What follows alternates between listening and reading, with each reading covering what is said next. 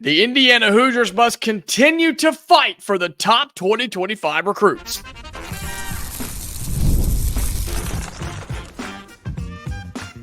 You are Locked On Hoosiers, your daily podcast on the Indiana Hoosiers. Part of the Locked On Podcast Network, your team every day. Welcome in. It is the Locked On Hoosiers podcast. I'm your man, Jacob Goins. I appreciate you being here, making this your first listen each and every day. We are part of the Locked On Podcast Network, which is your team every day. Today's episode is brought to you by 5 Hour Energy. Go to 5hourenergy.com. That's the number 5hourenergy.com and use our promo code LOCKEDONCFB to receive 20% off your order. Well, thank you so much for being here. I hope you had a fantastic weekend. Start of another week here at Locked On Hoosiers, and the motto does not change for Indiana basketball. We must continue to fight for the biggest names, the biggest recruits in the 2025 class. We're talking about Eric Reibe today, Braylon Mullins, Jalen Haralson, Trent Sisley. Yeah, all of those guys that we've continued to go see. Michael Brown the same way. We have to continue to fight for those guys if we want them to end up in Bloomington. Talking about that today. Plus, Indiana football sets records, smashes records. They broke something that hadn't been done since 1901. Okay, nobody was alive when that happened last. Okay, we're talking about that today, as well as the Hoosiers are 2-0 starting Big Ten play this week. Plus, we take a look around the Big Ten as well. All that coming up on Locked On Hoosiers. Well, last week was a big week for Indiana basketball in recruiting because the fall recruiting period opened up, right? It opened up last Wednesday where coaches could go and see players at their schools. They could go see them at their homes. They could visit their families. They could go to open gyms and practices. Like, it was a really big deal.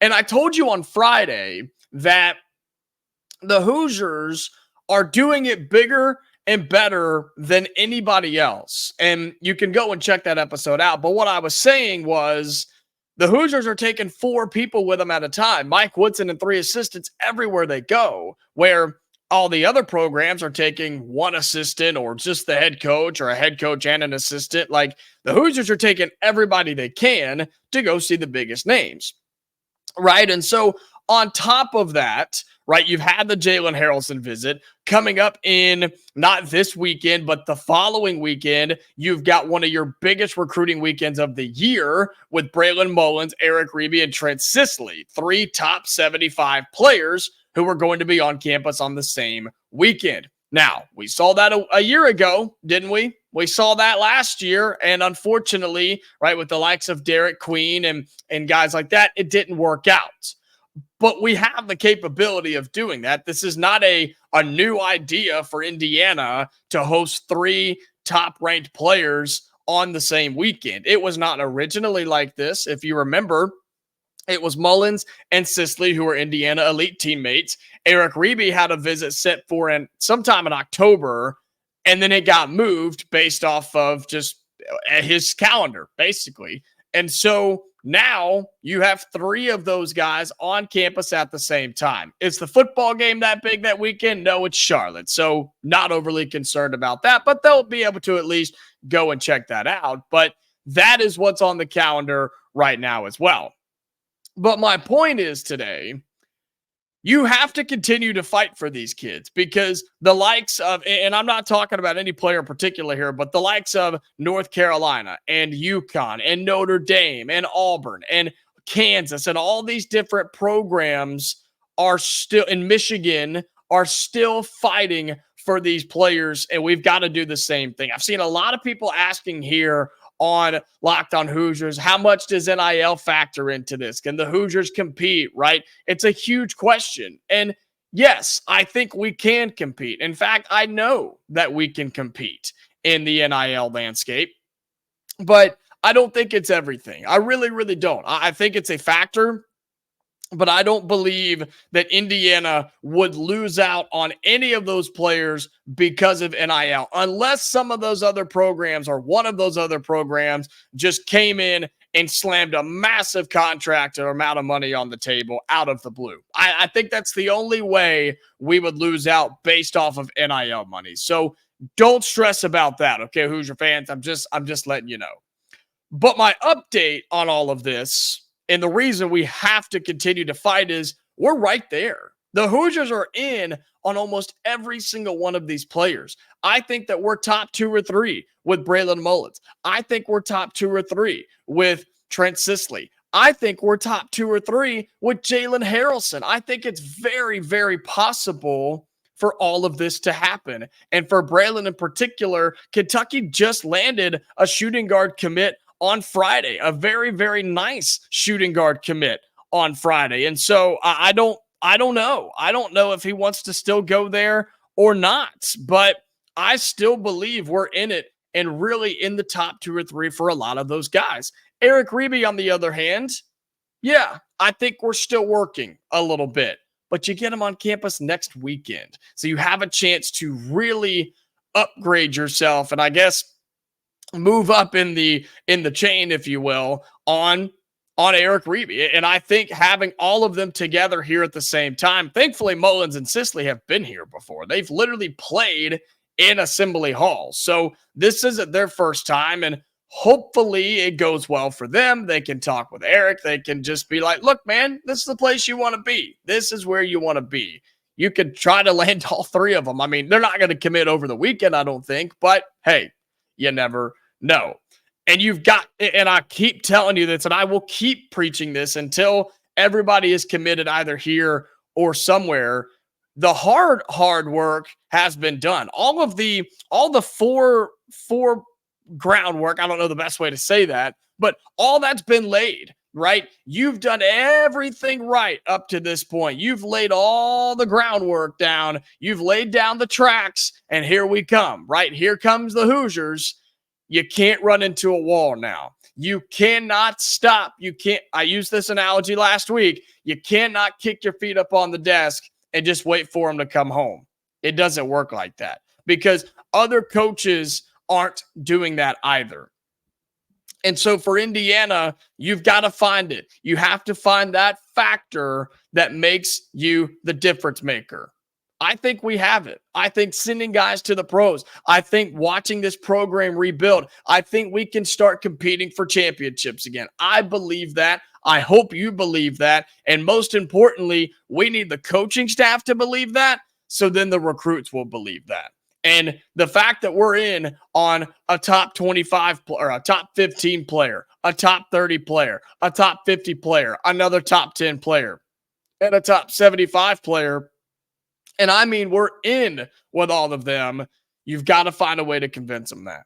And with more visits coming up, we'll have more updates for you. But as of today, as of right now, early September, about a week or so in, we're in it with all of them. Everybody we've talked about, the Hoosiers are right there. I don't care what anybody else tells you. We're in it. The work is not done, but a huge weekend coming up with Mullins, Sisley, and Reibe all going to be right here in Bloomington. And this is the time to go full throttle and don't give up. Well, coming up on Locked On Hoosiers, let's talk some football because Indiana and Curt Cignetti had a blast on Friday night against Western Illinois. We'll talk about the record-breaking night and what it means moving forward. Coming up next on Locked On Hoosiers. Today's episode of Locked On Hoosiers is brought to you by 5 Hour Energy. Look, if you're somebody like me who watches sports every single day of your life, especially hardcore on the weekends, there's times, especially on Saturdays, after a long week of work, you're like, man, I'm just really tired. I need the extra boost to get me going, whether it's watching Indiana football or if it's watching the NFL on Sundays or even during basketball season on those Tuesday, Wednesday nights. You need a 5 Hour Energy to kind of get you through the night. So go grab a 5 Hour Energy shot to stay alert to watch all of your favorite games. Or if you stayed up too late to see that intense overtime game, I've been there. Take a 5 Hour Energy shot in the morning so you can start your day. For 5 Hour Energy, it's the brand hardworking people like you have trusted for over 20 years to give them the alert, energized feeling they need to get through a busy, hectic day. And here's what's cool about 5 Hour Energy. It's not just the little shots that you know. They have full-size energy drinks. I've tried a few. They're amazing. Believe me, they're fantastic. And so you can do the whole can or you can do the shot, whichever one that you prefer. If you go to 5hourenergy.com, that's the number 5hourenergy.com, and get some 5-Hour Energy product today, you can use my promo code LOCKEDONCFB, okay, to receive 20% off of your order. This offer is only valid until September 30th on one order and cannot be used with other promotions. The code is not good on subscription orders. Go to 5hourenergy.com today. Welcome back into Locked On Hoosiers. Thank you so much for being here. I appreciate you. Shout out to all of my everydayers, those of you who are here Monday through Friday. Appreciate you doing that. If you're looking for an easy way to support the show, because this is free to you every single day, I do want to remind you of that thanks to the Locked On Podcast Network. So if you're looking for a free way to support the show, if you're on YouTube, like the video, comment down below. How you feeling about Indiana recruiting on the basketball side of things? Are you confident? Are you still a little worried? Are you down in the dumps? Let me know where you are in the YouTube comments. And then the best way to support the show, hit our show logo, Locked On Hoosiers, and subscribe, okay? It takes 2 taps. It's free. It's easy. You'll be notified when episodes go live, and that helps me show that you're enjoying the content over here, okay? So be sure that you do that here on Locked On Hoosiers. It really, really helps us out. I'm excited, and you should be too. Indiana football. Oh my God. What in the world did they do on Friday night? I don't know who went in there and lit a fire under them. I don't know what Curt Cignetti fed these boys on Thursday night for team meal. But my God. I mean, this was unbelievable. It was insane to watch on Friday night. And I'm so glad that this was on Friday and didn't get buried in all the other games on Saturday, because people took notice of what happened with Indiana on Friday night. 77-3 against Western Illinois. You've seen the stats. You've seen the history by now. Most points scored in a game since 1901. Oh my gosh. Nobody on the planet, literally nobody on the planet was alive the last time the Hoosiers scored anywhere near this amount of points. 76 was the record in 1901. They scored 77. We witnessed history on Friday. And look, we went into the game. I told you this on Friday. Western Illinois is a bad team. They're a really bad team in a really bad spot. And we knew we were going to win the game. And we knew we were going to have a little fun doing it. I was not expecting 77 points, 700 yards, and just an absolute beatdown. Okay? Nobody predicted this. But it was amazing to see, because how many times over the past, 5-10 years have we seen Indiana do a combination of these things right here? Struggle with very small, weaker opponents, play down to small, weaker opponents, let those small, weaker opponents hang around, or when they get up, they let up and they don't do a whole lot more. We've seen that for so long here in Bloomington. And Curt Cignetti and the boys said, not today, not tonight, not here in Bloomington. And they put the freaking pedal to the metal. They jumped on them early. They jumped on them often. 28 points in the first quarter. They never let up. 14 in the second, 14 in the third, and 21 in the fourth. And it was a combination, right? It was offense, it was defense, it was special teams. Everybody got involved here. And I think you have to be really, really impressed with what this team did. I'll say this one more time and then I won't address it again. Western Illinois is a bad football team. I love the Leathernecks. I love their logo and I love their name, but they're a bad team, okay? Even with that in mind, we needed to see this. You and I needed to see this, because what this tells me about this Indiana team is that it's in there somewhere. They have the capability to do this, right? Against better competition, yeah, it's going to be a lot more difficult, but 33 first downs, 703 total yards to the 121 of Western Illinois. I don't care what football team you're playing. You held them to 121 total yards on a football game. That's absurd. All right. You threw for almost 400. Curtis Rourke had a fantastic day. Multiple guys were able to get involved. You hit the ground early and often, 325 yards on the ground. It was really, really good. No turnovers for the offense, 3 turnovers for the defense. It was a sight to see. I absolutely loved it. And you can dive into anybody's stat line. Curtis Rourke was 15 of 17, 268 yards, 2 touchdowns, no interceptions. Taven Jackson got in. He was 3 for 3 with 100-plus yards and a touchdown. Even Mendoza got in as well. And then look at all the people that carried the football. 1, 2, 3, 4, 5, 6, 7, 8, 9, 10, 11 people carried the football. Now, 2 of those were the running backs, or 3 of those were the running backs, but still, who cares? That many people got involved, and then all the people that caught footballs as well. I mean, it was really, really fun. And again, I want to go back to this. You and I, the fans, we needed to see something like this, because now you saw, and if you didn't, I'll tell you what happened. Did you see what happened with Indiana in the PFF, right? The FPP, sorry, the football power rankings, whatever that's called. We moved up in their ranking system based on, I guess FPI is what it said we would be, but based off all the numbers, we skyrocketed in the rankings. And now we're favored this weekend against UCLA. Think about that. We are favored on the road in the Big Ten against UCLA. Based off of our first 2 performances, they said, okay, maybe Indiana's not bad. And we're going to find out. We're going to find out a lot about our team coming up this weekend when we play a night game at the Rose Bowl against UCLA, right? We're going to learn a lot. But man, let's just embrace what happened here. Let's enjoy the fact that Indiana, for the first time in our lifetimes, put up 77 points, 700 yards, and just absolutely destroyed a football team. It was crazy. I didn't know they were that bad, but they were.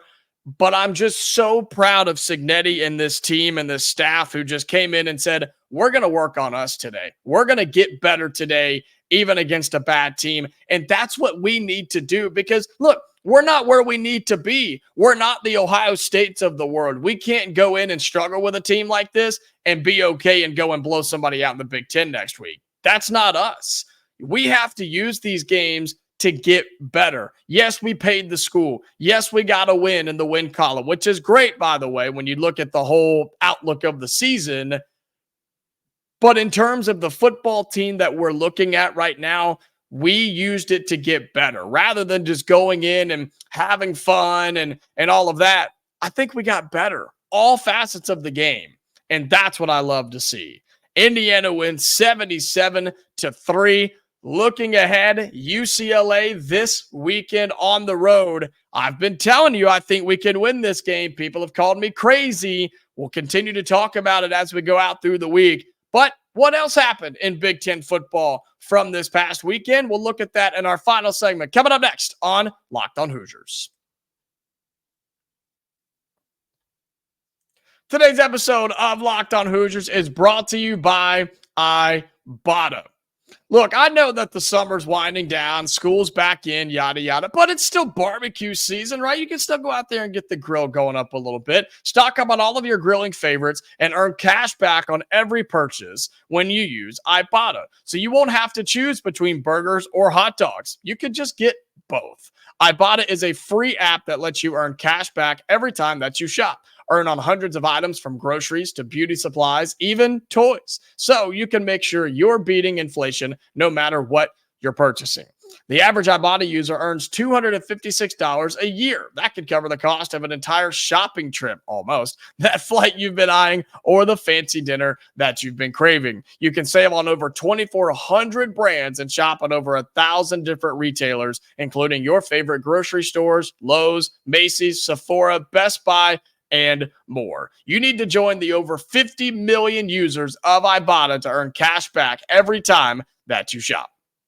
Right now, Ibotta is offering our listeners $5 just for trying Ibotta by using the code LOCKEDONCollege when you register. Just go to the App Store or Google Play and download the free Ibotta app. That's IBOTTA app to start earning cash back and use our code LOCKEDONCollege. Okay, that's IBOTTA in the Google Play or App Store and use the code LOCKEDONCollege.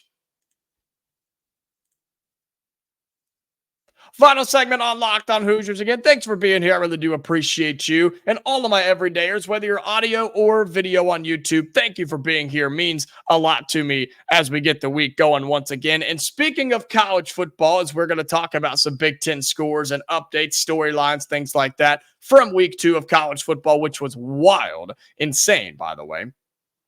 Be sure that you are checking out some other of our Locked On shows for your second and third listen each and every day, okay? Go check out Locked On College Football with Spencer McLaughlin. He does a great job. Tell him Jacob from Locked On Hoosiers sent you, okay? Tell him that the Ducks are terrible because, I don't know, they look a little sketchy to me. He's a big Oregon Ducks guy. So go check out Locked On College Football. You can just type it in your search bar on YouTube. Then check out Locked On College Basketball. As we get closer to the start of the season, you remember our boys Isaac and Andy over there, don't you? Go check them out as well. Tell them that you're from Locked On Hoosiers.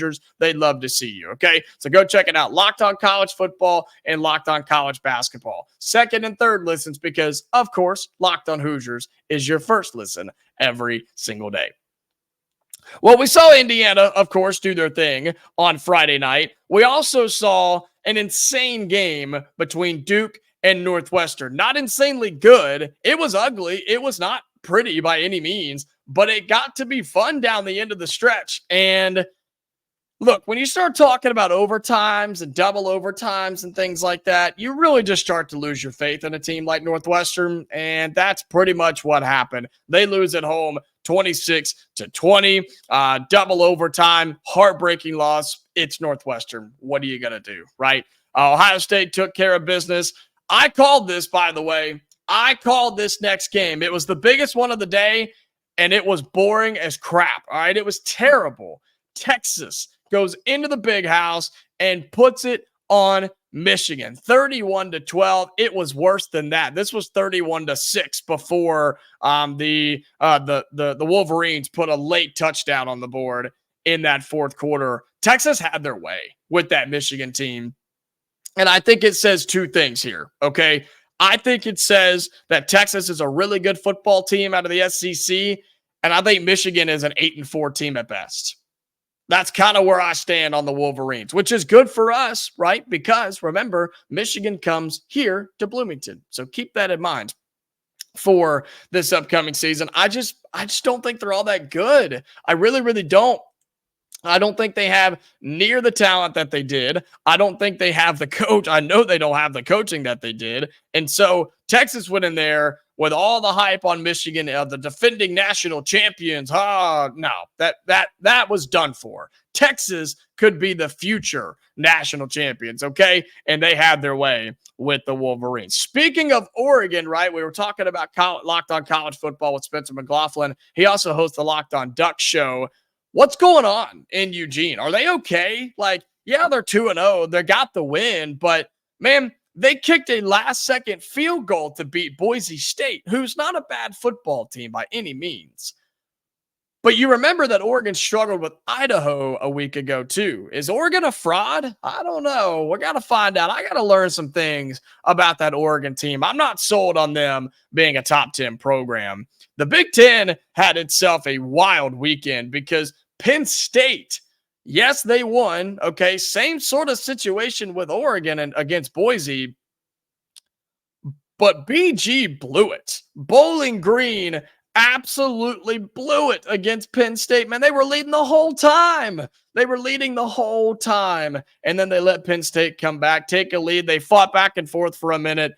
And then Penn State ends up winning in Happy Valley. I think that's another team that's a fraud. Penn State, I just am not overly sold. Yeah, they are 2-0, but I'm not sold on that 2-0 just yet. I don't care that they beat West Virginia. They were going to find out West Virginia's the team we all thought they were. They're not that good, okay? And I don't think Penn State is a top 10 team in college football, but that's just me. USC took care of business. How about Illinois? Shout out to the Illini for taking down a top 20 Kansas team in Illinois. Shout out to them, man. That's a huge win for the Fighting Illini to take down that top 20 Kansas team. And for us, for Indiana, doesn't affect us a whole lot. We don't play Illinois this year. Iowa, don't know what happened here. They lost to Iowa State in that big-time matchup. Gross game once again. Minnesota beats Rhode Island. Rutgers takes care of Akron. Michigan State,